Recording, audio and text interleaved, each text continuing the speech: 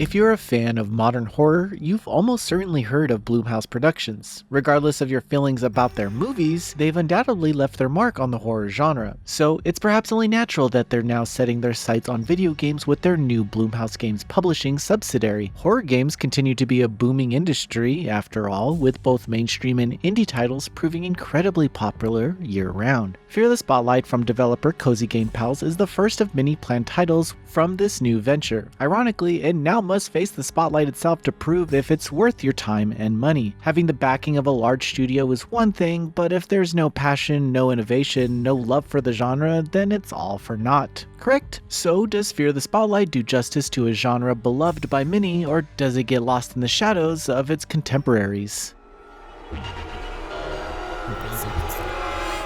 You're not taking her away from me. I won't lose her again!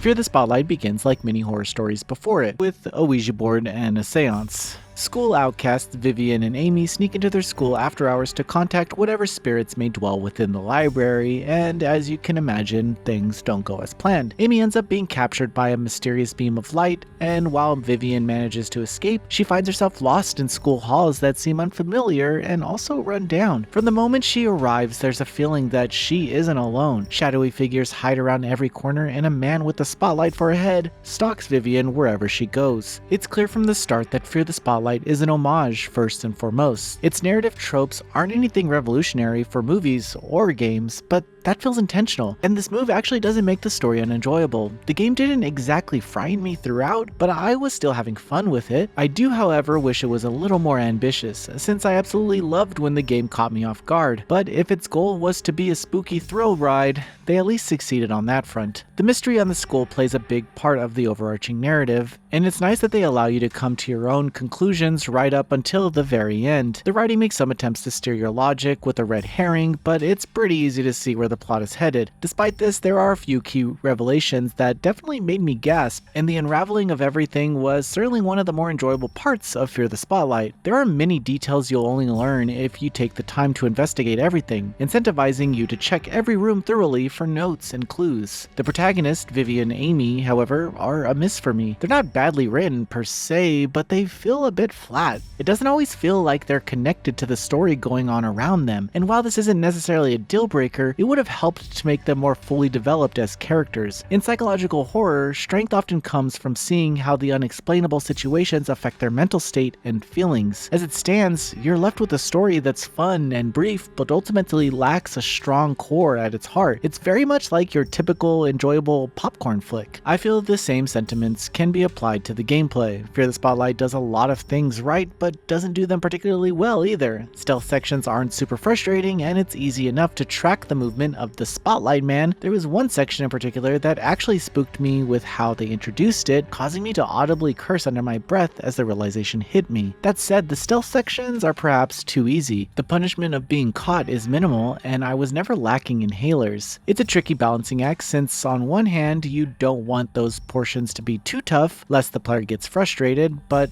if they're too easy, it robs them of any tension or scare factor. Barring that one section I mentioned, I was never intimidated or even scared of the Spotlight Man when he showed up to hunt me down. He felt more like an annoyance. The puzzles are also perhaps a bit too easy as well, and again, it's the same delicate balancing act. I can at least say that they're simple enough to keep the game moving, and I guess they're somewhat inventive. A few puzzles had clever solutions that felt really good to crack, but I wished for something more compelling or thought-provoking. Fear the Spotlight actually melds in puzzle solving and stealth sections at certain times, as I actually wished was used more, as it would have gone a long way towards giving the game more additional layers. Visually, Fear the Spotlight definitely leans into its nature as a 90s homage. Wobbly polygons and pixelated textures evoke the days of certain 32-bit consoles and its horror lineage. As a tribute to the aesthetics of that era, the game is more than successful. Perhaps it's not strictly faithful, but it definitely feels like it's coming from people who grew up in that era. The sound design is also especially effective, enhancing the tension-laden stealth sections and inducing an appropriately unnerving vibe to the whole experience.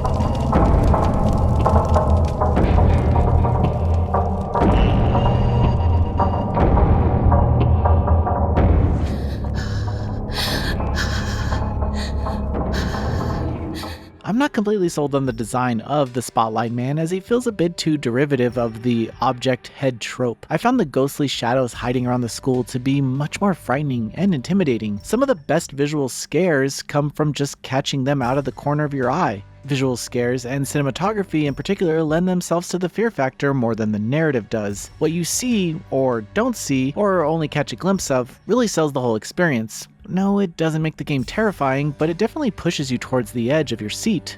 Fear the Spotlight doesn't break a lot of new ground as a horror game, but it does know its place as a loving homage to the 90s era of the genre. Although its runtime is brief, clocking in only about a few hours, I left feeling I had a fun time with it. That said, I'd be satisfied if I never revisited it as well. It just doesn't leave much of a lasting impact once the credits start rolling. Cozy Game Pals have made a game that is very visually appealing, both for its nostalgic polygons and wonderful cinematography, and the individual bones of the game, while strong, just don't have a lot of meat to them. If you like horror games, it might be worth giving Fear the Spotlight its time to shine, but otherwise, your attention might be better spent somewhere else. Noisy Pixel is giving Fear the Spotlight a 6.5 out of 10. Thanks for watching. This video is brought to you by our supporters on Patreon. Noisy Pixel is run by a group of gamers providing independent gaming coverage through news, reviews, previews, and more. Check out our Patreon to help support our continued growth, and subscribe to keep up with all our feature content.